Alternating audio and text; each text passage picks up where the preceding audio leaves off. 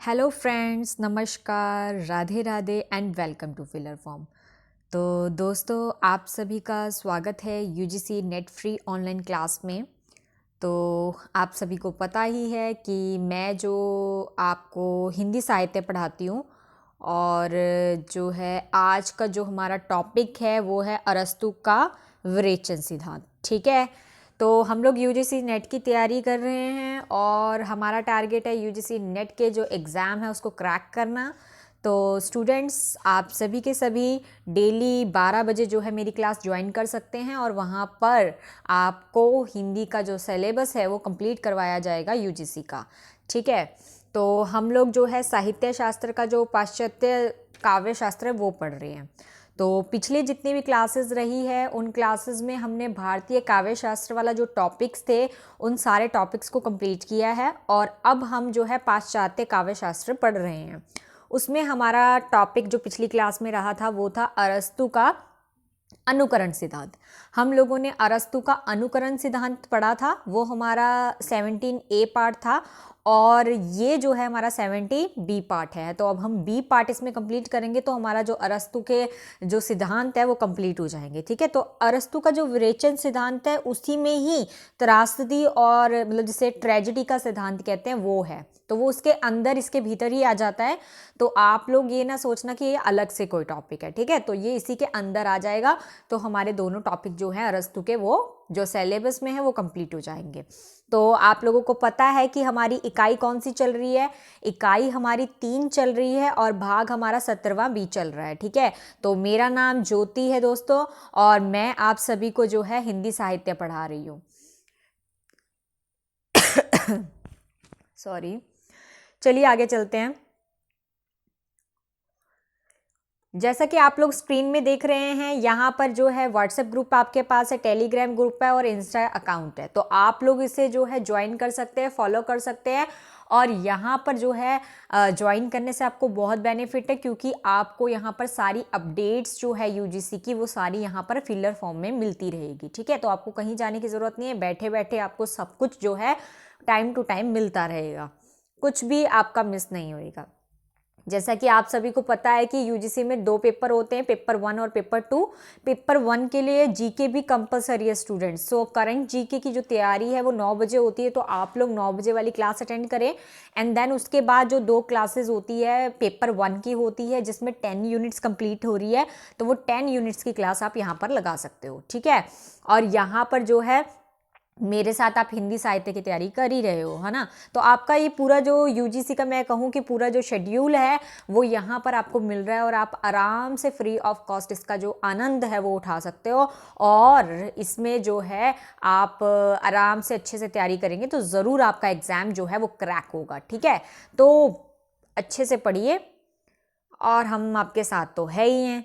तो जैसा कि आपको स्क्रीन में दिख रहा है ये एप्लीकेशन है, ऐप है ये, और इस ऐप को आप लोग अपने फ़ोन में इंस्टॉल कर ले। प्ले स्टोर पे जाइए, फिलर फॉर्म सर्च कीजिए, फिलर फॉर्म करके एक एप्लीकेशन आएगी, उसे आप इंस्टॉल करें और इंस्टॉल करने के बाद आप जब उसे ओपन करोगे ना तो उसमें जो है पेपर 1 और पेपर 2 आएगा और आपने क्या करना है, पेपर 1 में पेपर 2 में आपको वहाँ पर फ्री नोट्स मिल जाएंगे, फ्री लाइव क्लासेस मिल रही है और क्या मिल रहा है 5000 MCQs मिल रहे हैं और प्रीवियस ईयर क्वेश्चन पेपर्स भी आपको वहाँ पर मिल जाएंगे। 100% ऑफ है। सो आप लोगों को बिल्कुल फ्री ऑफ कॉस्ट मिल रहा है। ठीक है, तो बिल्कुल भी आप लोगों को टेंशन करने की ज़रूरत नहीं है क्योंकि यहाँ पर फिलर फॉर्म आपको सब कुछ प्रोवाइड कर रहा है और आराम से आप घर बैठे यूजीसी नेट की जो है प्रिपरेशन कर चुके हैं क्योंकि यू नो वेरी वेल कि कोरोना चल रहा है, कोविड चल रहा है और कोविड में कितनी सारी प्रॉब्लम है। जो है हम लोगों को मास्क लगाना है, अपना जो है डिस्टेंस को जो है बनाकर रखना है, तो बहुत कुछ है और बाहर जाना एक रिस्की वर्क है। सो आप लोगों को घर बैठे ऑनलाइन जो है ये सारी चीज़ें मिल रही है तो आपको कहीं जाने की ज़रूरत नहीं है। इसमें आप सेफ भी हैं और साथ ही साथ आपकी स्टडी भी जो है वो रुकती नहीं है, वो भी कंटिन्यू उसका एक फ्लो बना रहता है।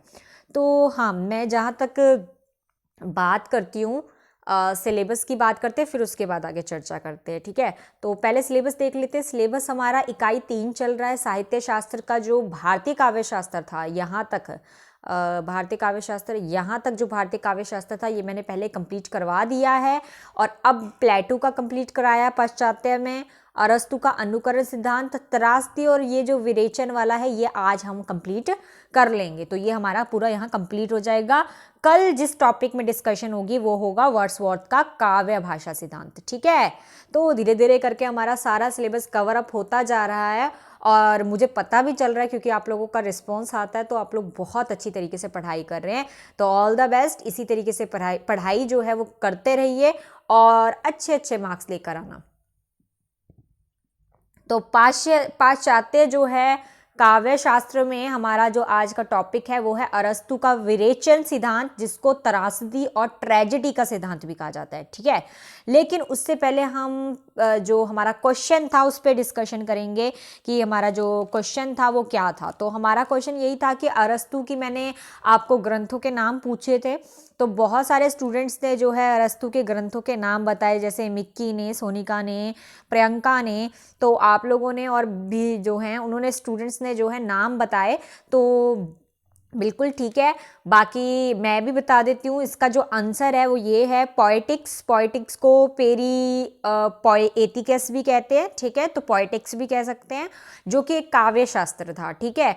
और दूसरा जो है हेटरियस जो है एक भाषण शास्त्र था, तो वो भी जो है अरस्तु ने लिखा था। तो ये दोनों जो है वेरी इंपॉर्टेंट है और इन दोनों को ही आप लोगों ने पढ़ना है, ठीक है। तो अरस्तु जो है उसका मैंने बता दिया पोएटिक्स और हेटरियस, एक काव्य शास्त्र और एक भाषण शास्त्र, तो ये इसका आंसर हो गया।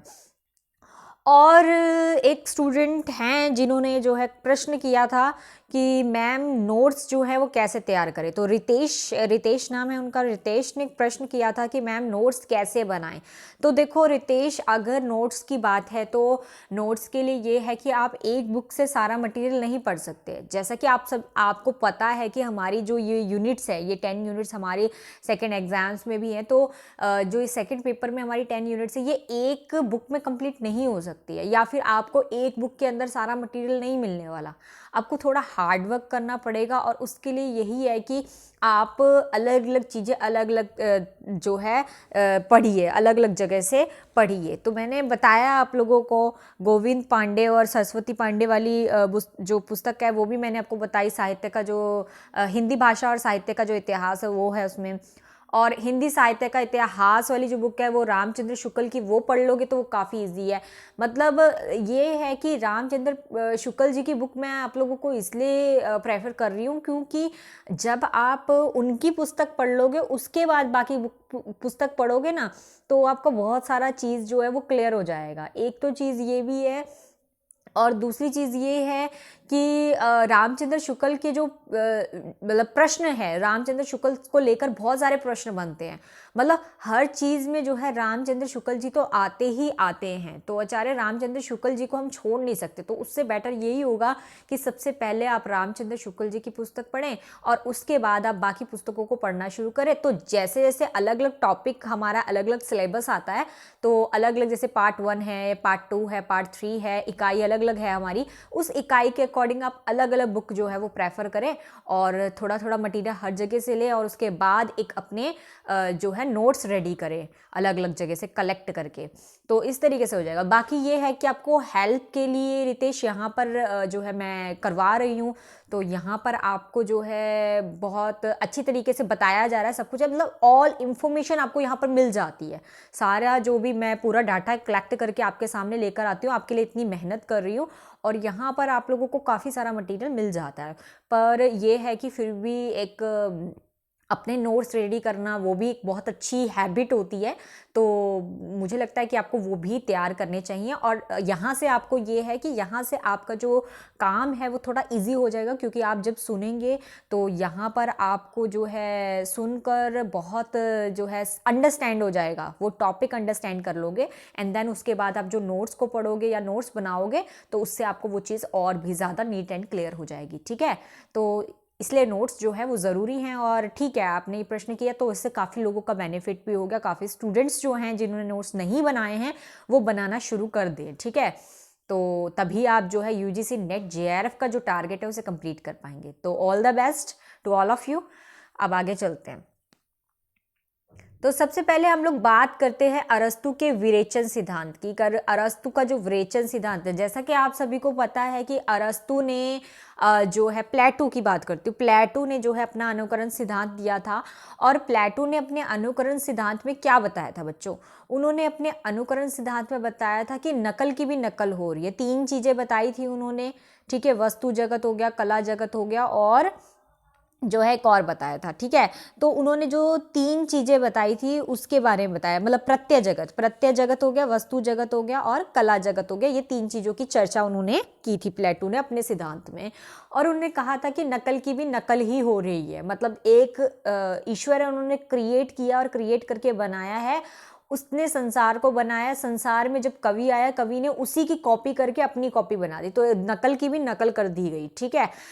पर जब अरस्तु आए तो अरस्तु जो है उन्हीं के शिष्य है, पर अरस्तु ने इस बात को मानने से जो है मना कर दिया। उन्होंने बोला कि नहीं, हम ऐसा नहीं कह सकते कि नकल की भी नकल है। हर किसी चीज़ में कुछ ना कुछ सकारात्मक विचार भी होते हैं, हर चीज़ को हम एक नकारात्मक सोच से नहीं देख सकते हैं। तो उन्होंने कहा कि नहीं, ये नकल नहीं है। हाँ ठीक है, उन्होंने जो है माना इस चीज़ को कि जो है संसार ने जो ईश्वर ने जो चीज़ क्रिएट की थी, उसी संसार को मेन आधार मानकर कवि ने उनको अपने काव्य में उतारा है। लेकिन उसके अलावा भी उन्होंने उसमें बहुत सारी चीज़ ऐड की है, मतलब उन्होंने अपनी विचारधारा को ऐड किया है, उन्होंने जो है कुछ काल्पनिक जो सोच है, उनकी विचार है, उनको उसमें डाला है। तो इस तरीके से उन्होंने बहुत सारी चीज़ों में उसमें ऐड किया। तो मतलब अक्ल के साथ क्या कहेंगे, नकल के साथ अक्ल भी है, ठीक है। तो अरस्तु ने जो अपना अनुकरण सिद्धांत दिया उसमें उन्होंने बोला कि नकल तो है ही है, पर नकल के साथ साथ उन्होंने अकल का भी इस्तेमाल किया। तो कवि को हम सीधा ऐसा नहीं बोल सकते कि उसने सिर्फ नकल की है। तो एक तरीके से उन्होंने जो है कला को या कलाकार को या कवि को जो है अच्छा ही माना है, और उनको जो है एक तरीके से सकारात्मक बोला है कि अच्छा है कि उन्होंने जो है मतलब इस तरीके काव्य की रचना की जिसमें उनके खुद के विचार भी है। मतलब नकल तो है ही है, पर नकल के साथ साथ अक्ल का भी इस्तेमाल किया गया है। तो उनका अनुकरण सिद्धांत था। अब बात करते हैं विरेचन सिद्धांत की। तो अरस्तु ने फिर उसके बाद विरेचन सिद्धांत दिया। तो जैसा कि मैंने आपको बताया, विरेचन सिद्धांत के अंदर ही हमारा त्रासदी वाला जो है वो भी आ जाएगा। त्रासदी मतलब ट्रेजेडी, ठीक है, कोई ट्रेजेडी होना, तो वो भी इसी के अंदर ही है और इसके अंदर इसके पार्ट में ही है, क्योंकि मेन जो उसका मूल आधार है वो ट्रेजेडी ही है। यहाँ पे जो मेन आधार माना गया वो ट्रेजेडी है, वही जो क्या कहते हैं मूल आधार जो कहूँगी मैं, वो त्रासदी ही है। अब क्या है ये विरेचन सिद्धांत? बात करें तो विरेचन सिद्धांत की अगर बात करें तो जो कैथेसिस है, कैथेसिस द्वारा अरस्तु ने जो है प्रतिपादित किया, और कला और साहित्य के द्वारा हमारे दूषित मनोविचारों का उचित रूप से विरेचन हो जाता है। उन्होंने बोला कि हमारे जो मनोविचार है उनका जो है विरेचन हो जाता है। अब विरेचन कैसे होता है? देखो, विरेचन की अगर हम बात करें तो विरेचन का मतलब हम क्या लेंगे, विरेचन से हम क्या अर्थ निकालेंगे? तो विरेचन का अगर मैं आपको शाब्दिक अर्थ बताऊं या पर्यायवाची अर्थ शब्द बताऊं तो उसका अर्थ होता है रेचन करना। क्या है उसका अर्थ? रेचन करना। अब रेचन का मतलब क्या होता है? रेचन मतलब रेचन जैसे कि योगा करते हैं, योगा में जो रेचन हमारा जो कुछ योग होते हैं उसमें होता है रेचन योग। तो वो क्या करता है, उस योग के करने से क्या होता है कि हमारी जो अंदर की आंतरिक जो गंदगी है वो शुद्ध हो जाती है। वो क्या होता है, गंदगी बाहर निकल जाती है, आंतरिक में जो भी गंदगी है, गंदे विचार है, गंदी चीज़ें हैं, वो सब बाहर हो जाती है, और हमारा जो हृदय होता है वो क्या हो जाता है, शुद्ध हो जाता है, उसमें शुद्धिकरण जो है वो आ जाता है। ठीक है, मेरी बात समझ में आई? तो क्या हो रहा है, विरेचन का अर्थ क्या है? विरेचन का अर्थ यही है कि कैसे जो है हम अंदर के जो गंदगी है, अंदर के जो ऐसे मनोविचार है, नकारात्मक सोच है, इन सब चीज़ों को कैसे बाहर निकालेंगे, तब हमारा क्या हो जाएगा, विरेचन हो जाएगा। किस चीज़ का विरेचन हो जाएगा? विचारों का जो ऐसे विचार है उनका क्या करेंगे, उनको निष्कासित कर देंगे, तो उसके विचारों के अंदर क्या आ जाएगा, शुद्धिकरण हो जाएगा उन विचारों का, और विचार हमारे कैसे हो जाएंगे, शुद्ध हो जाएंगे। समझ आएगा? विरेचन पता चल रहा है कि क्या है? शुद्धिकरण एक तरीके से हो जाना, ठीक है। रेचन, विरेचन मतलब रेचन करना, तो रेचन मतलब योग के माध्यम से, या मतलब योग के माध्यम से नहीं, मतलब योग में रेचन जो होता है कि वो हमारे बॉडी को क्या करता है, उसके सारे गंदगी को बाहर निकाल कर हमारी बॉडी को शुद्ध कर देता है। उसी तरीके से यहाँ पर हमें अपने गंदे नकारात्मक विचारों को बाहर निकालने की ज़रूरत है, ताकि हमारे विचार क्या हो सके, शुद्ध हो सके, ठीक है। स्टूडेंट्स, इतना समझ में आया? आगे चलते अब, ताकि आप लोगों को थोड़ा सा ये क्लियर किया, ताकि आप लोगों को समझ आए इस सिद्धांत में है क्या। और ओवरऑल बताऊं तो ओवरऑल यही इसका मूल आधार है। ओवरऑल बताऊं तो त्रासदी ही एक ऐसी चीज़ है कि त्रासदी, ये जो ट्रेजेडी अगर हमारी लाइफ में ना हो, अगर ये सब हमारी ज़िंदगी में ना हो, तो हमारे ज़िंदगी के जो विचार है, गंदी चीज़ें हैं, वो हमारी लाइफ से कभी बाहर नहीं जाएगी, वो इकट्ठी होती जाएगी, इकट्ठी होती जाएगी। जब शरीर में जो है, शरीर में कोई प्रतिक्रिया ना हो, जब शरीर में कुछ हलचल ना हो, कुछ ना हो, तो हमारा शरीर बैठे बैठे जो है बीमारियां लगने लग जाती है। उसमें अलग अलग तरीके के बीमारियां जो है वो स्थान ले लेती है। जब जो हमारे अंदर हम खाना खा रहे हैं, अगर वो बाहर ना जाए, और हमारी जो हमारे सिस्टम है ये वर्क नहीं करेगा, तो क्या होगा, क्या होगा, हमारे को अलग अलग तरीके की बीमारियां लग जाएगी, है ना।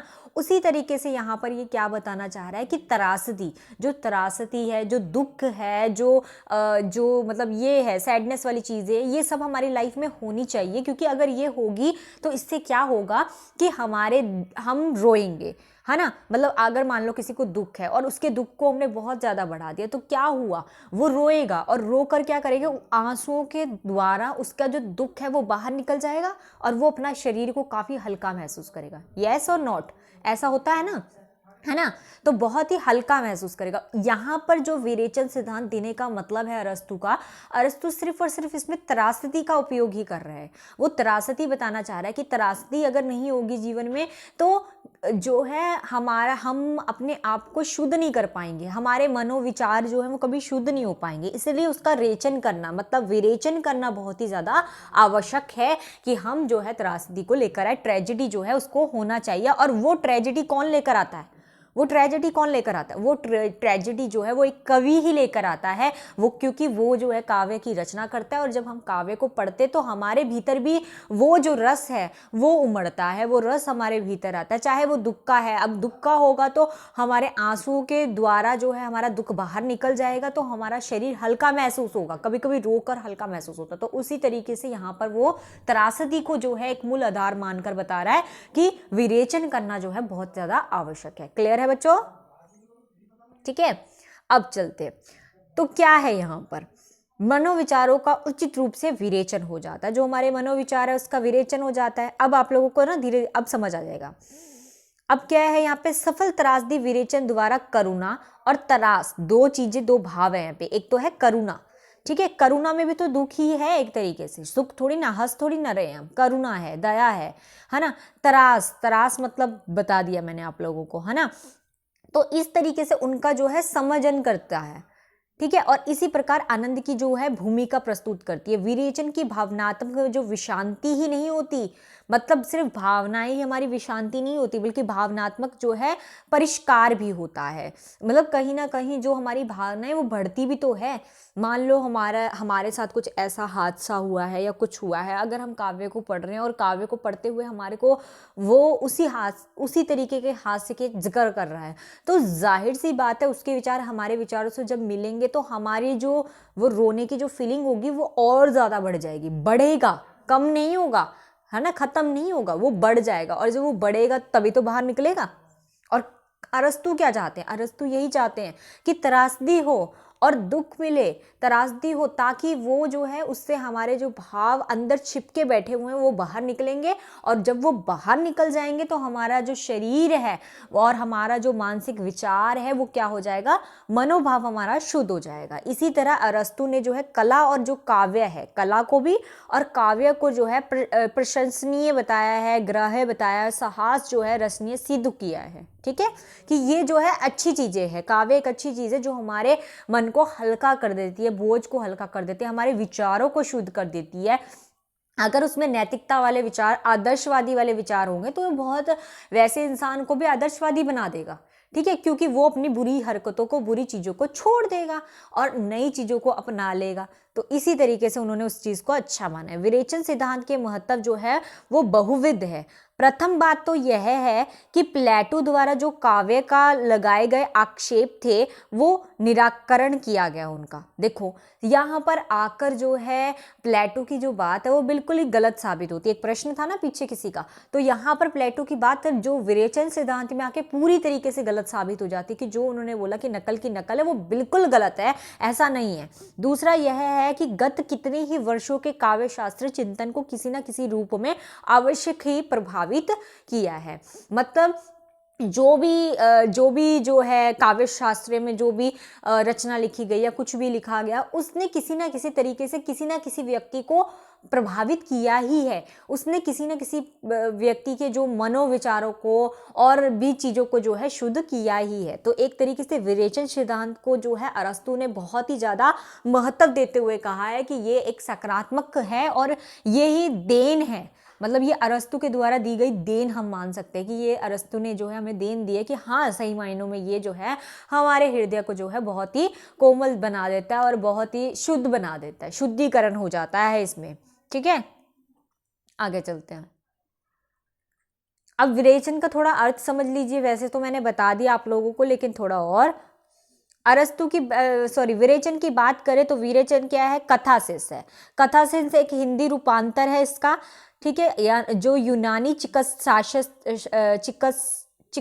जो शास्त्र थे उन्होंने परिभाषिक शब्द जो है उसका इस्तेमाल किया। परिभाषिक शब्द बच्चों मैंने आप लोगों को बताया था, परिभाषिक शब्द क्या होता है? जो किसी पर्टिकुलर स्थान पर यूज़ किया जाता है ना। अब जैसे जो है जैसे बायो के स्टूडेंट है जो बायोलॉजी पढ़ते हैं वो जो है प्लांट को, एनिमल्स को अपने अपने तरीके से बोलेंगे। एनिमेलिया बोलेंगे, प्लांट को प्लांटिया बोलेंगे, प्लांटिया बोलेंगे। तो इस तरीके से अलग अलग बोटैनी बोलेंगे। तो ये जो शब्दों का जो प्रयोग हो रहा है वो बायोलॉजिकल स्टूडेंट्स ही जानते हैं। उसके अदर जो स्टूडेंट्स होंगे उनको उस चीज़ की इतनी जो है नॉलेज नहीं होगी। ठीक है, उसी तरीके से जो मैथमेटिक के स्टूडेंट्स होंगे उनको अपने जो अंदर यूजिंग करने वाले हैं, अलजेब्रिक है या जो है हम बोले अर्थमेटिक प्रोग्रेशन है, तो इस तरीके की जो शब्दों का है वो उनको ज़्यादा पता होगा। ठीक है, या उसके अंदर जो डीपली होंगे वो सेट्स वगैरह, उनको ज़्यादा नॉलेज होगी उन चीज़ों की, हमको उस चीज़ के बारे में नहीं पता होगा। उसी तरीके से हम हिंदी पढ़ते हैं, हिंदी साहित्य पढ़ते हैं, और हिंदी साहित्य में क्या होता है? हिंदी साहित्य में हम क्या करते हैं कि जो हिंदी साहित्य के अंदर जो परिभाषिक शब्द है, मतलब कुछ ऐसे शब्दों का प्रयोग करते हैं जो सिर्फ हम जानते हैं, है ना। बहुत सारे ऐसे शब्दों का हम प्रयोग करते हैं जो सिर्फ हम जानते हैं। अब त्रासदी है, हमें पता होगा ज़्यादा, लेकिन कोई अदर वाला होगा तो वो तो सोचेगा त्रासदी मतलब क्या होता है। तो इस तरीके से कुछ कुछ जो शब्द है उनकी नॉलेज जो है वो पर्टिकुलर स्थान पर ही यूज़ किए जाते हैं, पर्टिकुलर सब्जेक्ट में ही यूज़ किए जाते हैं, उसे कहते हैं परिभाषिक शब्दावली। अब हम जो इस्तेमाल कर रहे हैं वो क्या है? हिंदी की परिभाषिक शब्दावली इस्तेमाल कर रहे हैं। तो परिभाषिक जो है यहाँ पे कैथासिस जो शब्द है उसका इस्तेमाल किया। भारतीय जो चिकित्सा शास्त्र है उन्होंने आयुर्वेदी में भी परिभाषिक शब्द जो है उसका इस्तेमाल किया, जिसका नाम क्या बोला उन्होंने? विरेचन। उन्होंने उसको विरेचन नाम जो है वो दिया है परिभाषिक आयुर्वेद में। इसका जो अर्थ है उसका अर्थ होता है रोचक औषधि। एक रोचक औषधि है। रोचक क्यों कहा गया बच्चों इसको? क्योंकि मैंने आपको कहा ना कि क्या करता है ये, हमारे हृदय में जो है जो भी विकार होते हैं उन सबको बाहर निकाल देता है और हमारे हृदय को शुद्ध कर देता है। तो हम क्या, रोचकता आ जाती है उसमें। रोचक औषधि है जो है शारीरिक विकारों और उदर शारीरिक विकारों और उदर मतलब क्या होता है? उदर मतलब होता है पेट। हमारा जो पेट होता है ना उसको कहते हैं उदर। तो उदर के जो विकारों की क्या करता है? शुद्धि करता है। मतलब पेट में होने वाले विकार हैं उन चीज़ों को बाहर निकालकर शुद्ध कर देता है। स्वास्थ्य के लिए कहे तो जिस प्रकार शारीरिक मल का निष्कासन शोधन आवश्यक है, मतलब अगर हम अपने शरीर की बात करें तो मल को, इन सब चीज़ों को बाहर निकालना ज़रूरी है। अब हम खाना खाते रहेंगे, लेकिन जब बाहर नहीं निकलेगा कुछ भी तो हमारा अंदर का सिस्टम खराब हो जाएगा, हमें अच्छा फील नहीं होगा, है ना, हमें अच्छा महसूस नहीं होगा, हमें लगेगा कि यार हमारे को क्या हो रहा है, और अलग अलग बीमारियां भी हमारे शरीर को लगती जाएगी।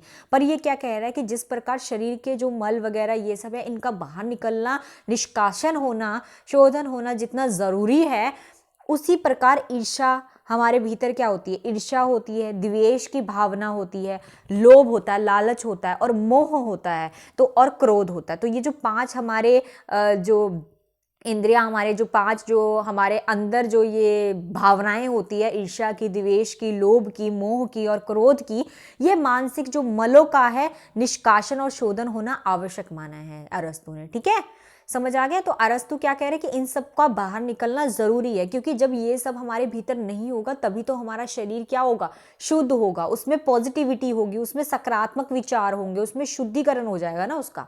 तो अरस्तु ने कैथेसिस शब्द का जो लाक्षणिक प्रयोग किया है, क्योंकि उन्होंने एक लक्षण बताया ना इसका, इसलिए इन्होंने इसका प्रयोग कैसे किया है, लाक्षणिक प्रयोग किया है। तो मानव मत पर पड़ने वाले त्रासदी का जो प्रभाव है वो उद्घाटन करने के लिए किया है। त्रासदी के प्रति जो है प्लेटो की जो है आपत्ति है, वे त्रासदी मानव की वासनाओं का दमन करने के स्थान पर उनका पोषण और संचयन भी करते हैं। तो उच्चतर तत्वों को बदलने निम्नलिखित तत्वों को उभार कर आत्मा का अराजकता उत्पन्न करते हैं। ठीक है, ये निकलना मतलब बहुत ज़्यादा ज़रूरी है। हमारे जो विचार में क्रोध ये सब अगर बाहर निकल जाएगा तो हमें बहुत ही अच्छा महसूस होगा। तो यहाँ पे अरस्तु जो है वो कैथेसिस, मतलब कैथेसिस क्या हो गया, विरेचन हो गया। तो विरेचन सिद्धांत द्वारा प्लेटो का जो आक्षेप लगाया गया था या खंडन कर किया गया था, त्रासदी की जो है उपाधिकता स्थापित करते हैं। वो कहते त्रासदी का होना जरूरी है।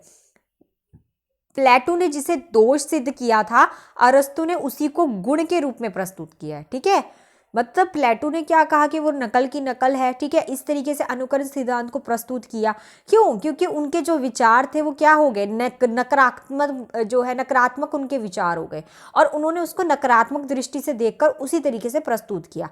लेकिन अरस्तु ने उनकी बात को क्या कहा कि अगर वो अपने नकारात्मक विचारों को बाहर निकाल देते, ठीक है, कैसे बाहर निकलते, त्रासदी से अगर वो अपने विचारों को विरेचन करके बाहर निकाल देते तो क्या होता, उनका हृदय शुद्ध हो जाता, विरेचन हो जाता उसमें, और क्या होता कि वो जो है उसको जो है नकारात्मक सोच से नहीं सकारात्मक सोच से देखते। ठीक है,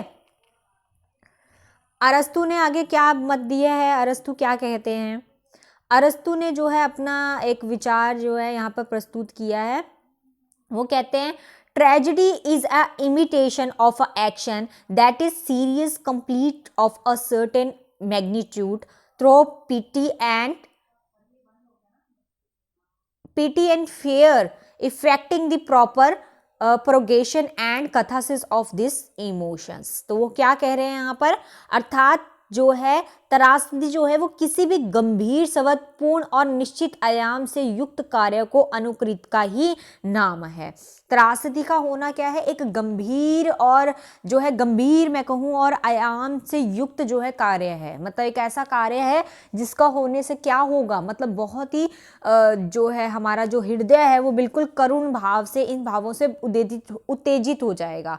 तो यहाँ पे बता रहा है कि करुणा जो त्रास है उससे उद्रेक द्वारा इन मनोभावों का उचित जो है विरेचन किया जा सकता है। लेकिन अगर जब वो विचार हमारे भीतर आएंगे, करुणा का भाव और त्रास की जो भावना हमारे भीतर आएगी, तो वो क्या करेगी, हमारे अंदर की ईर्ष्या, द्वेष, इन सबको बाहर फेंक देगी, बाहर निकाल देगी, जिससे हमारे विचारों का क्या हो जाएगा, विरेचन हो जाएगा। विवेचन लिखा है यहाँ पे, विरेचन हो जाएगा। ठीक है, और हम जो है अरस्तु के सिद्धांत तक पहुंच जाएंगे। तो इसी प्रकार त्रासदी जो केवल जो है अवांछनीय भावनाओं को ही उदित नहीं करती है, बल्कि करुणा जो हो गया या त्रास हो गया उसको भी उद्धृत करके मानव का जो वास्तविक जीवन है कि करुणा और त्रास की भावनाओं का क्या करती है, निष्कासन करती है। तो जो वास्तविक उनके जीवन में दुख की दर्द है, उन सब चीज़ों को भी वो बाहर निकाल देती है और उनका हृदय जो है वो शुद्ध कर देती है। ठीक है, तो अरस्तु ने इस तरीके से अपनी बात को रखा है।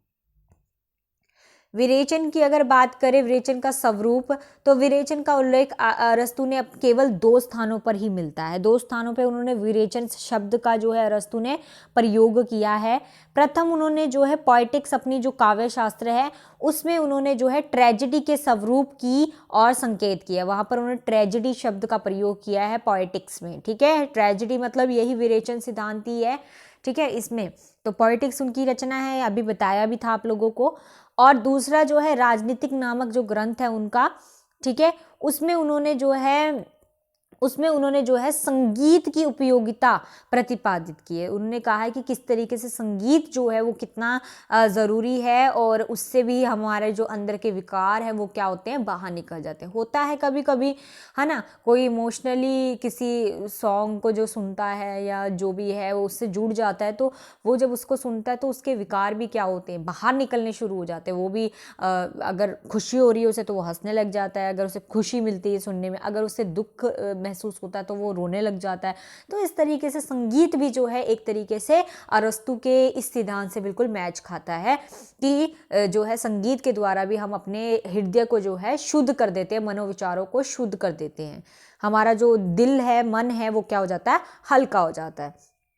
उन्होंने अपने विरेचन शब्द के सूत्र रूप में स्वरूप की चर्चा की है और अरस्तु का ये कथन है कि जो संगीत होता है वह अध्याय एक नहीं है, मतलब वो एक तरीके का अध्याय नहीं है, वरन अनेक जो है अनेक उद्देश्य की सिद्धि के लिए होना चाहिए, अर्थात शिक्षा के विरेचन के लिए होना चाहिए। ठीक है, तो वो कहते हैं संगीत का अगर उपयोग हो भी तो वो इस तरीके से हो कि उससे जो है शिक्षा की जाए और शिक्षा के अंदर ही क्या हो जाए, शुद्धि हो जाए। ठीक है, वो तभी होएगी ना। और क्या है, संगीत में बौद्धिक आनंद को भी उपलब्धि होती है और धार्मिक रोगों के प्रभाव से, जो धार्मिक रोग है उनके प्रभाव से वे क्या हो जाता है, शांत हो जाता है, मानो कि उनके आवेश का शमन और क्या हो गया है, विरेचन हो गया है, शमन हो गया है और क्या है, विरेचन हो गया है, उनके भाव जो है, मतलब एक तरीके से जो है बढ़ना ही चाहिए, मतलब वो ये कहना चाहते हैं कि बढ़ता ही है, ये सब चीज़ों से उत्तेजित ही होता है। अब त्रासदी होगा तो क्या होगा, हमारी जो भावना है वो उमड़ उमड़ कर बाहर आएगी, है ना। रोना जो हम छुपा कर बैठ रखे हैं वो उमड़ उमड़ कर बाहर आएगा, तो वो क्या करता है, उसको उत्तेजित ही करता है, तो वो बाहर निकालेगा उससे। और जब वो बाहर निकल जाएगा तो क्या होगा, एक तरीके से जो हमारे अंदर भीतर की जो गंदगी है उसका शमन हो जाएगा, वो क्या हो जाएगा, शमन हो जाएगा, वो पूरी तरीके से खत्म हो जाएगा, मतलब विरेचन हो जाएगा। ठीक है, समझ आ गई इतनी चीज स्टूडेंट्स। आगे अरस्तु के जो विरेचन सिद्धांत है उसके ऊपर चर्चा करते हैं। तो अरस्तु का जो विरेचन सिद्धांत है, अरस्तु का जो विरेचन सिद्धांत है वो उन्होंने 4 इसमें अर्थ दिए हैं, मतलब 4 तरीके से विरेचन जो अपना सिद्धांत है उसको उन्होंने समझाने की कोशिश की है। अरस्तु के जो व्याख्याकार हैं उन्होंने विरेचन के 4 जो हैं अर्थ किए हैं। ठीक है, तो 4 तरीके से अर्थ किए हैं। कैसे कैसे अर्थ किए उन्होंने पहला जो है चिकित्सा परक जो है अर्थ किया है, दूसरा उन्होंने धर्म परक अर्थ किया है, तीसरा उन्होंने कला परक अर्थ किया और चौथा उन्होंने नीति परक अर्थ किया है। तो फटाफट एक नजर मारिए सभी की सभी और इसको याद कीजिए, अभी इसी वक्त याद कीजिए जल्दी। अरस्तु के विरेचन सिद्धांत को अभी याद कीजिए। चिकित्सा परक अर्थ, धर्म परक अर्थ, कला परक अर्थ और नीति परक अर्थ, याद कीजिए फटाफट। यस, चिकित्सा परक अर्थ, धर्म परक अर्थ, कला परक अर्थ और नीति परक अर्थ। ठीक है, तो अरस्तु ने जो विरेचन सिद्धांत है उसमें ये 4 प्रकार बताए हैं। अब इन्हें हम जो है थोड़ा अच्छे से डीपली पढ़ते हैं और समझने की कोशिश करते हैं। ठीक है, अब अरस्तु का विरेचन सिद्धांत सबको समझ में आ गया ना कि क्या बताना चाहते हैं उसमें, किस चीज़ का शुद्धिकरण हो रहा है और कैसे हो रहा है ना। तो अब उसी को हम थोड़ा सा डिटेल में पढ़ लेते हैं। इस जो है संदर्भ में अरस्तु ने परवर्ती व्याख्याकारों की विवेचना के भिन्न अर्थ और व्याख्या प्रस्तुत की है। तो सबसे पहले आ जाता है चिकित्सा परक अर्थ। चिकित्सा परक अर्थ क्या बताया गया है, अगर वर्जिस और डैचेस की बात करें, ये भी जो है विद्वान है, उनकी बात करें तो उन जैसे विद्वानों ने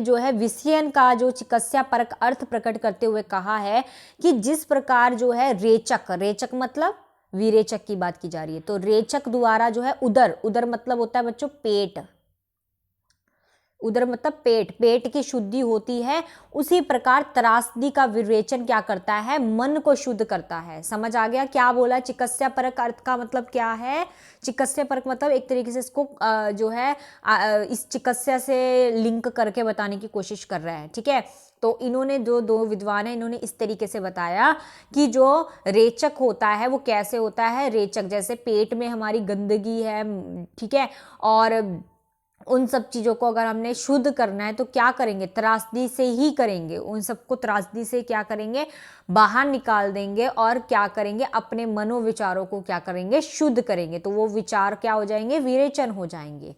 ठीक है, तो यहाँ पे बता रहे जिस प्रकार रेचक द्वारा उदर की जो है शुद्धि होती है, रेचक के द्वारा, रेचक मतलब होता है योग। ठीक है, योग जब वो करता है, योग करने के माध्यम से क्या होता है कि मतलब मान लो अगर किसी को मल वगैरह जो है बाहर नहीं निकल रहा है और काफ़ी देर से, काफ़ी दिनों से जो है उसका शरीर उसको अच्छा महसूस नहीं हो रहा है, तो वो रेचक करेगा। और रेचक करने से क्या होगा, मतलब योग करेगा तो योग करने की सहायता से उसकी जो मल वगैरह है वो सब बाहर निकल जाएगा और उसको अपना शरीर हल्का और अच्छा महसूस होगा।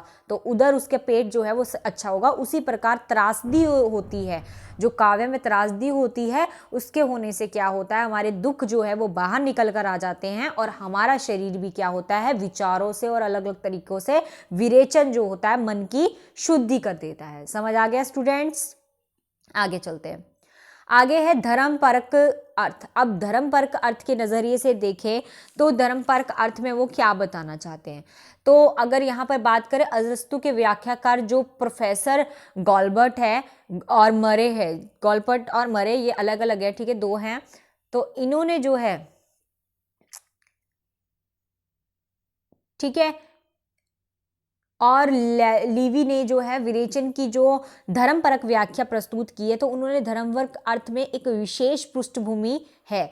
उन्होंने कहा है कि इसका संबंध धार्मिक उत्सवों से है। जो धार्मिक उत्सव होते हैं उन उत्सवों से इनका जो है संबंध है। और गॉलबर्ट जो है गॉलबर्ट मरे जो है उनका कथन ये भी है कि जो यूनान है उसमें जो है दियोऑन्यूसिस नाम का जो देवता है, ये चीज याद कर लेना, ठीक है स्टूडेंट्स, ये वाली चीज, दियोऑन्यूसिस नामक जो देवता है, उनके संबंध में जो उत्सव अपने आप में एक प्रकार की शुद्धि का जो प्रतीक था, उसमें विगृत समय की जो है कलुष और पाप और मृत्यु जो सत्संगों से मुक्ति मिल जाती है। तो एक तरीके से उन्होंने बताने की कोशिश यही की है कि जो यूनान में उत्सव किया गया था, गॉलबर्ट मरे ने ये बताया कि जो यूनान में उत्सव किया गया था दियोसिस नामक जो देवता के संबंध में था उत्सव, ठीक है, उससे क्या हुआ, उससे यही हुआ कि समय में जो है पाप और मृत्यु जो है इन सब चीज़ों से वो क्या हो गया, मुक्ति मिल गई। उसी तरीके से बाहरी जो विकार है वो आंतरिक विकारों की शांति का एक उपाय था। ठीक है, कि वो बाहरी जो विकार, बाहर से जो बुरी चीज़ें हो रही है शरीर में, या आंतरिक जो उनके विचार है वो गलत है, उन सब चीज़ों से उनको क्या मिल गई, शांति मिल गई। तो अरस्तु यहाँ पे क्या कहते हैं, अरस्तु समय में धार्मिक संस्थाओं में काफ़ी प्रचलित था। उस समय जो अरस्तु था वो इन धार्मिक चीज़ों में काफ़ी ज़्यादा प्रचलित माना गया था। वो कहता था वो, क्योंकि वो आंतरिक, अरस्तु जो थे ना, अरस्तु एक आंतरिक विचारधारा रखने वाले व्यक्ति थे। वो बहुत ही अंदर से इन सब चीज़ों को सोचते थे। तो वो धर्म परक तो थे ही, और उनका जो लाक्षणिक प्रयोग किया है उसके आधार पर किया है, और विरेचन का अर्थ भी हुआ है। उन्होंने कहा कि जो बाहरी उत्तेजनाएं हैं, ये जो बाहरी उत्तेजनाएं हैं उनके अंत में उनके जो शमन द्वारा ही आंतरिक शुद्धि और शांति होती है। तो ये जो बाहरी उत्तेजना होती है, वो बाहरी उत्तेजना आती कहाँ से, त्रासदी से तो आती है। त्रासदी को जब हम किसी काव्य को पढ़ रहे हैं और उसमें कुछ दुख और ऐसी चीज़ें हैं, है ना, तो वो क्या करता है, कॉमेडी वाली चीज़ें हैं, तो क्या है, हमारे अंदर की जो हंसी है वो अपने आप ही बाहर निकल आएगी, क्योंकि हम उस चीज़ का देख रहे हैं, उस चीज़ का त्रासदी हमारे सामने है। तो बाहरी उत्तेजना हो जाती है, हम लोगों का जो अंदर का रस है वो बाहर निकल कर बाहर आ जाता है। और उससे क्या होगा, उससे जब हम हंस लेंगे तो हमारा मन क्या होगा, हल्का हो जाएगा। तो उस तरीके से वो हमारे अंदर की जो चीज़ें हैं उनका शमन कर जो है पूरी तरीके से हमें आंतरिक शुद्धि और शांत कर देता है। तो ये क्या है, धर्म परक जो है अर्थ बताने की कोशिश की है, मतलब धर्म से एक तरीके से लिंक करने की कोशिश की है कि वो भी जो है हमारे अंदर की चीज़ों को उत्सव जो करता है, जब हम उत्सव करते हैं किसी चीज़ का, तो उस तरीके से वो भी हमारी चीज़ों को क्या करता है, शुद्ध कर देता है। और ये ज़्यादातर संगीत के द्वारा ही होता है। हम किसी जगह पे जाते हैं, संगीत सुनते हैं, वहाँ पर हम क्या करते हैं, उन चीज़ों को अपने जीवन में से कनेक्ट कर लेते हैं, और इसी तरीके से हमारा मन क्या होता है, हल्का हो जाता है और शुद्धिकरण हो जाता है। अगले बात करें तो कला परक की बात करते हैं। तो कला परक अर्थ क्या दे रखा है, तो कला परक की अर्थ की बात करें तो वो बताते हैं कि कला परक अर्थ में वैसे तो प्रोफेसर बूचर बूचर ने भी कहा है, ठीक है। और यहाँ पे जो है ये नहीं आएगा यहाँ पे, ठीक है। तो अंग्रेजी के जो है स्वच्छंदतावादी जो कवि थे, आलोचकों में विरेचन के जो अर्थ को लेकर संकेत मिलते हैं। अरस्तु ने जो प्रसिद्ध व्याख्याकार बूचर थे, उन्होंने यहाँ पर जो है विरेचन केवल मनोविज्ञान और निदान शास्त्र के एक तथ्य विशेष का वाचन ना होकर एक कला सिद्धांत का जो है अभिव्यंजन किया है उसका, ठीक है। मतलब उन्होंने क्या बताया, उन्होंने कला सिद्धांत को जो है ज़्यादा महत्व दिया है। अगर हम बूचर की बात करें तो बूचर ने जो है, उन्होंने जो है सीधी तरीके से ये कहा है कि अगर आप मान लो कि कोई नाटक देख रहे हो, है ना, और नहीं, आप मान लो कोई फिल्म देख रहे हो, तो आपने किसी फिल्म को देखा तो उस फिल्म में क्या है, आप लोगों को लास्ट तक उम्मीद रहती है कि यार उसका ना एंडिंग बुरा ना हो, उसका एंडिंग अच्छा ना हो। तो वो क्या होता है, एक आपके मन में होता है ना कि उसका एंडिंग बुरा नहीं होना चाहिए। अगर नायक नायिका है तो उनका लास्ट में मिल जाना ही अच्छा होता है, और हर मूवीज़ में मिल जाना ही अच्छा होता है, मतलब बिछड़ना नहीं चाहिए। तो आप अगर वो बिछड़ जाएंगे तो आपके मन को क्या नहीं होगी, संतुष्टि नहीं होगी, है ना। अगर वो बिछड़ जाएंगे तो आप बोलोगे अरे यार ये क्या एंडिंग की इस फिल्म की, है ना, आपके मन में ऐसा आएगा। तो क्या है, तो आप क्या चाहते हो, उसकी एंडिंग क्या हो, आप चाहते हो कि नायक नायिका जो है वो लास्ट में मिल जाए, है ना। तो जब वो मिल जाते हैं तो आपके मन को क्या मिलती है, संतुष्टि मिलती है। उसी तरीके से यहाँ पर वो कला के तरीके से भी बताना चाह रहे हैं कि त्रासदी जो है वो कर्तव्य कर्म केवल करुणा और त्रास की अभिव्यक्ति माध्यम से प्रस्तुत करना ही नहीं होता, मतलब सिर्फ उसको प्रस्तुत करना नहीं होता, बल्कि सुनिश्चित कलात्मक जो परितोष है वो प्रदान करना भी होता है। मतलब परितोष मतलब एक तरीके से संतुष्टि प्रदान करना भी सब कुछ होता है। तो यहाँ पर इन्होंने पूरा जो मूल आधार मैं कहूँगी प्रोफेसर बूचर का, उन्होंने यहाँ पर संतुष्टि पे ज़्यादा बल दिया है। उन्होंने बोला कि संतुष्टि होना भी तो ज़रूरी है, हम सिर्फ नाटक देख रहे हैं या फिल्म देख रहे हैं, सिर्फ उस दिखने से मतलब थोड़ी ना है। हम जो उसकी हमारी जो दिल की तसल्ली है उसको भी जो है फिल्मकार को करना चाहिए कि वो हमारी दिल की तसल्ली कर दे, कि हमें वो कि हाँ भाई फिल्म बहुत अच्छी थी, उसका एंडिंग भी अच्छा था, स्टार्टिंग भी अच्छी थी और सारा चीज़ अच्छा था। तो इसको जो है कला के माध्यम से ढालकर प्रतिकृष्ट और स्पष्ट करना है, ठीक है। विरेचन का जो अर्थ बताया गया है वो व्यापक है। मानसिक संतुलन इसका पूर्व भाग मात्र है। अगर मानसिक संतुलन की बात करें तो ये इसका भाग है, लेकिन कलात्मक जो परितोष है वो उसका प्रतिष्कार ही है। मतलब कलात्मक अगर उसकी बात करें तो वो जो है संतुष्टि जो है हम लोगों को वो सबसे मेन है। इसके बिना त्रासदी की कलात्मक जो है आस्वादन का वृत्त पूरा नहीं होता। तो अगर उसकी हैप्पी एंडिंग नहीं होगी, अगर उसकी एंडिंग आपके अकॉर्डिंग नहीं होगी, संतुष्टिजनक वाली नहीं होगी, तो आप लोगों को उसमें आस्वादन ही जो है आस्वादन नहीं मिलेगा, आपको उसमें स्वाद आएगा ही नहीं। आप बोलोगे यार अच्छी एंडिंग नहीं थी, लेकिन जब आप उसको पूरे को देखोगे और लास्ट में हैप्पी एंडिंग होगी, आपके अकॉर्डिंग जैसा आपको चाहिए था उस तरीके की एंडिंग होगी, तो आपके दिल की क्या हो जाएगी, तसल्ली हो जाएगी, संतुष्टि हो जाएगी। तो मेरी बात समझ लो इस चीज़ को कि सिंपल सी बात है कि यहाँ पर वो बोल रहे हैं कि जो दुखातर है, मतलब जो दुख है, उसका कर्तव्य केवल करुणा और त्रास ही नहीं है, उसको उत्तेजित करना ही नहीं है कि हमारे अंदर का रोना बाहर निकाले या हमारे अंदर की कॉमेडी को बाहर निकाले। तो यही सब उसका मेन मोटिव नहीं है, बल्कि एक समुचित जो है कलात्मक संतुष्टि जो प्रदान करना उनका मेन मोटिव है, ठीक है। संतुष्टि उनको देना जो है मेन मोटिव है। क्लियर हो गया स्टूडेंट कि क्या बताना चाहते हैं। तो कलात्मक परख का मतलब क्या है कि उनकी कला इस तरीके की होनी चाहिए कि लास्ट में हमारे को पूरी मूवी देखने के बाद भी संतुष्टि मिल जाए और हम बोले कि हाँ ये ठीक बनाई थी, ठीक है।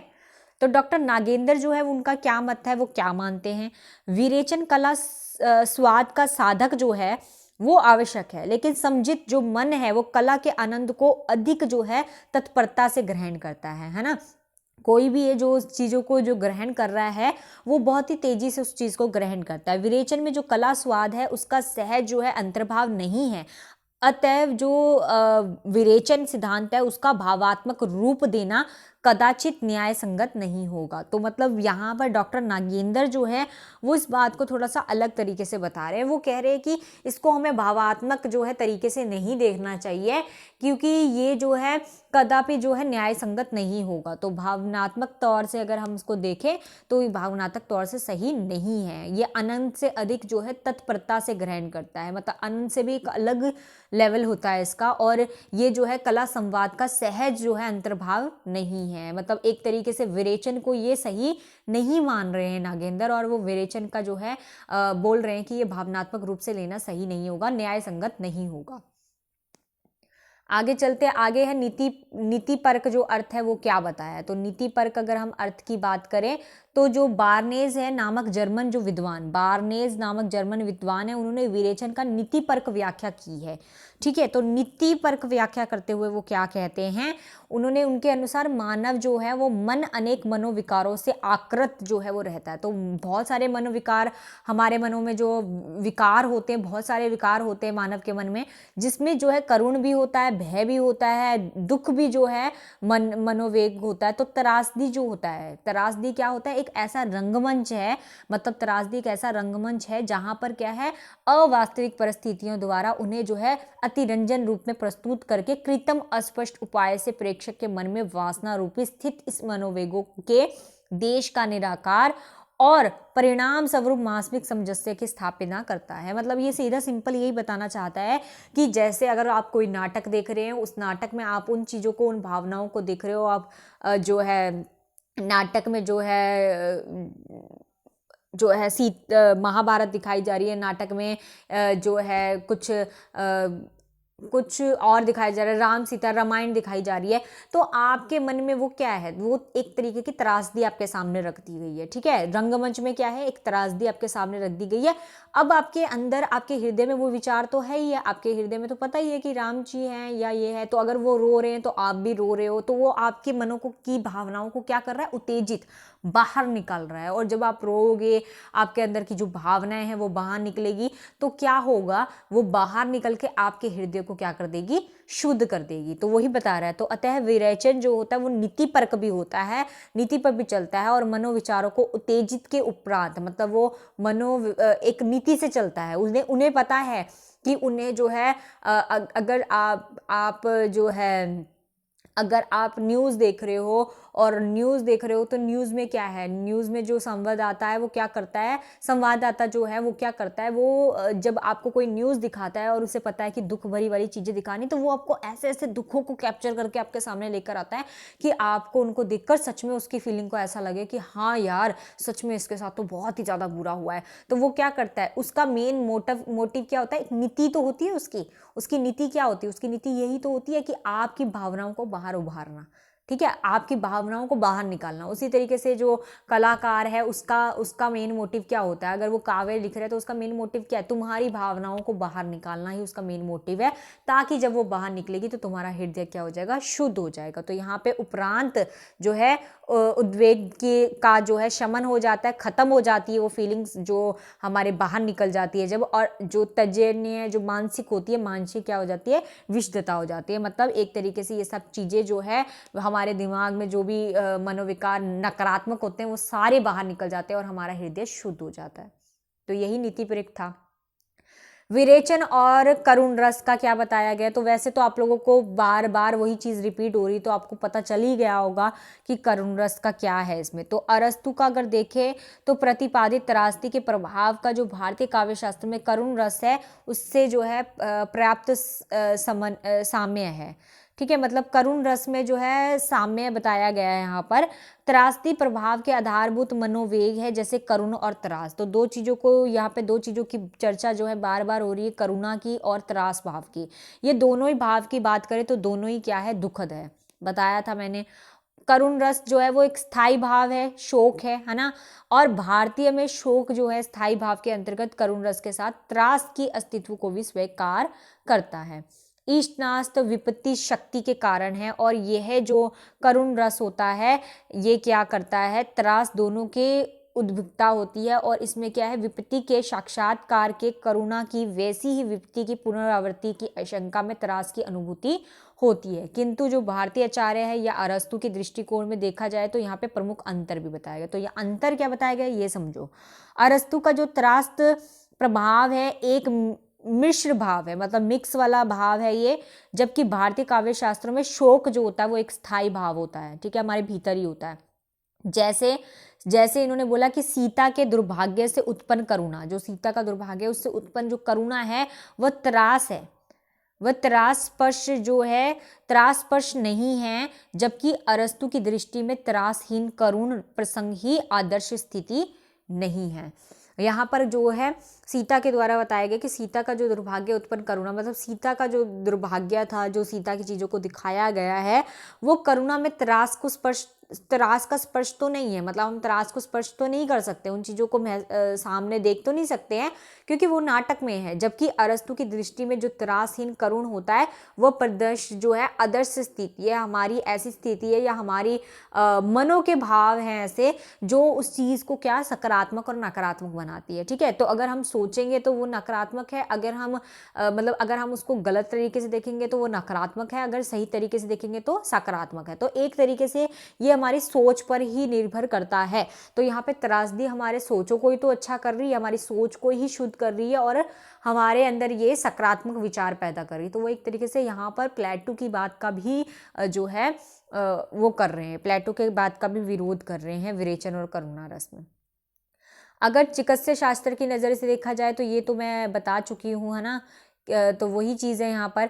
चिकित्सा आयुर्वेद विज्ञान का एक क्षेत्र है जहाँ पर अस्वस्थ जो मनुष्य होता है स्वास्थ्य बनने के संबंधित है, ठीक है। मतलब अस्वस्थ है, वो स्वस्थ नहीं है, लेकिन वो क्या बनना चाहता है, स्वस्थ बनना चाहता है। शास्त्र और अस्वस्थ जो मनुष्य है व्याधि व रोग का अध्ययन किया है यहाँ पर। उसके बाद व्याधि को जो है डायग्नोज और उससे जो निवारण किया जाता है, मतलब सीधा जो हमारा डाइजेस्टिव सिस्टम है उसकी बात कर रहे हैं कि पूरी तरीके से अगर वो शुद्ध हो जाएगा, साफ हो जाएगा तो हमारे जो विचार है वो भी अच्छे हो जाएंगे, हमारा शरीर भी अच्छा हो जाएगा, तो और हम स्वस्थ हो जाएंगे। तो मानव और रोग का जो ज्ञान है उसी का प्रयोजन दोनों से संबंधित है। तो बूचर ने यहाँ पर भावात्मक और भावात्मक जो है दो पक्ष यहाँ पर रखे हैं बूचर ने। उन्होंने कहा मनोवेगों को उत्तेजन करना और उसके शमन से उत्पन्न जो मन शांति है उसके अभाव, वो अभावात्मक पक्ष है। मतलब हमारे मनो को देखो, हम नाटक देख रहे हैं और नाटक देख के हमारे मनोवेग जो है उत्तेजित हो रही है, मतलब भावना बाहर निकल रही है। उसके बाद क्या हो रहा है, बाहर निकल रही है, हम रो रहे हैं, रोकर हमारे मन को क्या मिल रही है, शांति मिल रही है। तो वो कौन सा पक्ष हो गया, अभावात्मक पक्ष बता दिया उन्होंने, ठीक है।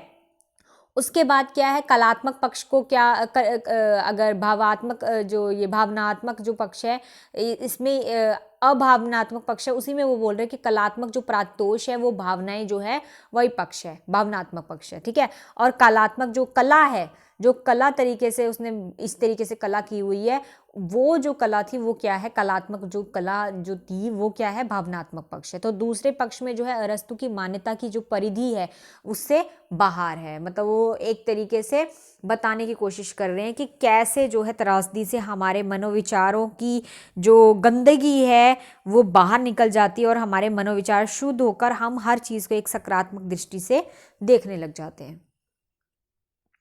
तो अब लास्ट हमारा क्या है, लास्ट यही है कि विरेचन सिद्धांत जो है अगर देखा जाए, क्योंकि प्लेटो ने अपना बताया कि ये जो है नकल की भी नकल है, लेकिन अरस्तु ने बोला नकल नहीं है, ये पूरी नकल नहीं है बल्कि नकल के साथ अकल का इस्तेमाल भी किया गया है। और इसके लिए सबसे ज़्यादा ज़रूरी उन्होंने विरेचन को बताया है, जिसमें उन्होंने त्रासदी के बारे में बताया है कि त्रासदी के होने से क्या होगा कि हमारे मनोविचारों में जो भी गंदगी है वो बाहर निकल जाएगी और हमारे जो विचार है, मनोविचार है, उनकी क्या हो जाएगा, उनका विरेचन हो जाएगा, ठीक है।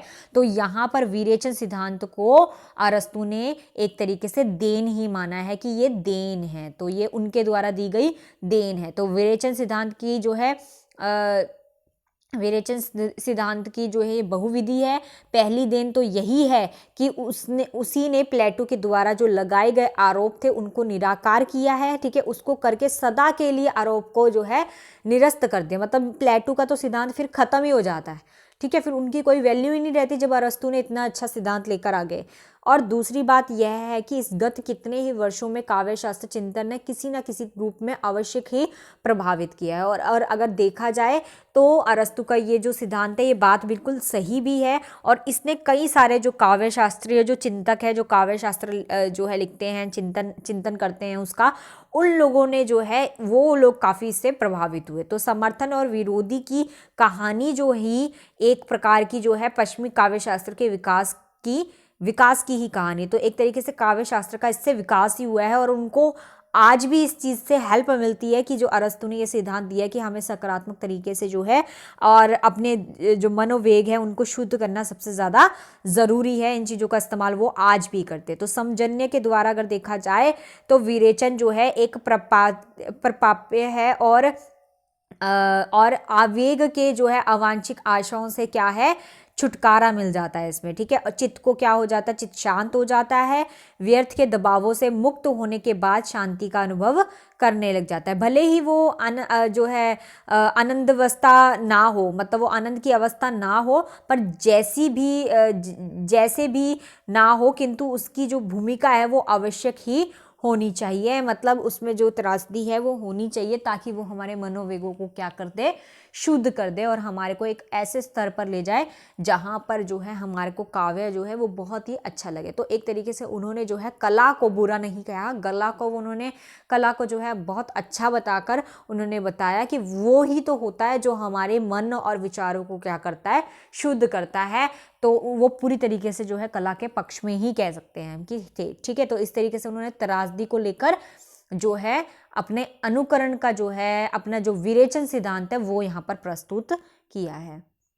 तो इस तरीके से हमारा जो अरस्तु का विरेचन सिद्धांत था, मतलब त्रासदी का सिद्धांत था जो, वो समाप्त हो गया है, ठीक है। तो आई होप आप लोगों को बहुत अच्छी तरीके से जो अरस्तु का विरेचन सिद्धांत है वो समझ में आ गया होगा।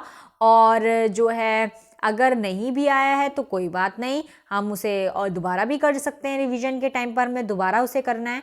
तो उससे पहले जैसे कि मैं आपको हमेशा प्रश्न देती हूँ, तो प्रश्न ये है आपका कि विलियम वर्ड्सवर्थ का जो अंतिम संग्रह आएगा यहाँ पे, अंतिम संग्रह कौन सा है? तो आप लोग उत्तर दीजिए, जिन्हें पता है वो फटाफट बताइए कि विलियम वर्ड्सवर्थ का जो अंतिम संग्रह था वह कौन सा है, ठीक है। बताइए, कमेंट कीजिए जल्दी जल्दी।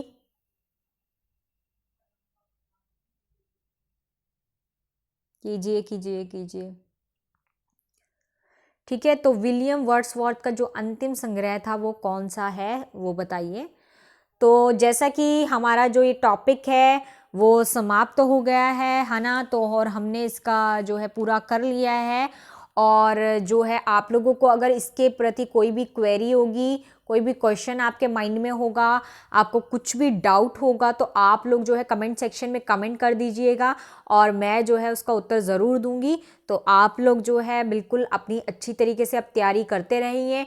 और हमने जो है अब ये नेक्स्ट जो आने वाला आपका नेट का एग्ज़ाम है, कि आप लोगों को उसको बहुत अच्छी तरीके से क्रैक करना है, ठीक है। तो प्लीज़ वर्क हार्ड। जो लोग अभी तक अच्छी तरीके से अपने एक टाइम टेबल बनाइए और अपने टाइम टेबल को फॉलो करना शुरू कर दीजिए। और जब आप सीरियस होंगे तो ज़रूर, मैं कह रही हूँ कि आप अपनी सक्सेस तक ज़रूर पहुँचेंगे, ठीक है। तो आप टाइम टेबल अगर नहीं बनाया है तो वो सारे के सारे स्टूडेंट्स अपना टाइम टेबल बनाएं और फटाफट उन चीज़ों को फॉलो करने लग जाएं, और एक रूटीन बना लें और जो है चलने लग जाए, फॉलो करें जल्दी से। और जिन्होंने मेरे चैनल को सब्सक्राइब नहीं किया है वो सब्सक्राइब कर ले, ताकि उन्हें जो है सारी इन्फॉर्मेशन अपडेट्स यहाँ पर मिलती रहे। क्वेरी कर दीजिए जो भी आपके प्रश्न हैं, और ये हमारा व्हाट्सएप नंबर है, आप व्हाट्सएप ज्वाइन कर लीजिए, उससे आपको सारी इन्फॉर्मेशन वहाँ पर मिलती रहेगी, क्लासेस का भी पता चलता रहेगा। तो जिन्होंने भी वीडियोस नहीं देखी वो पुरानी वीडियोस को देख ले, अपना पुराना भी रिवीजन कर ले, और साथ साथ अभी नया नया करते रहे। ऐसा ना सोचे कि छूट गया है, धीरे धीरे एक दिन में दो दो वीडियोस भी देखोगे तो आप आराम से जो है अपना पुराना सिलेबस जो है वो कवर अप कर लेंगे। तो 2 घंटा आराम से आप लोग दे सकते हो यार, है ना। तो अपने लिए क्यों नहीं टाइम दे रहे, अपने लिए तो देना पड़ेगा, ठीक है। तो मुझे पता है कि सारे स्टूडेंट्स बहुत अच्छे हैं और बहुत अच्छी तरीके से पढ़ाई कर रहे हैं। तो बिल्कुल टाइम वेस्ट मत करो, वर्क हार्ड करो, ठीक है। और मिलते हैं अब हम अपनी नेक्स्ट क्लास में, और हमारा नेक्स्ट टॉपिक क्या होगा, वर्ड्सवर्थ का काव्य भाषा सिद्धांत। तो हम वर्ड्सवर्थ का काव्य भाषा सिद्धांत जो है कल की क्लास में करेंगे, ठीक है।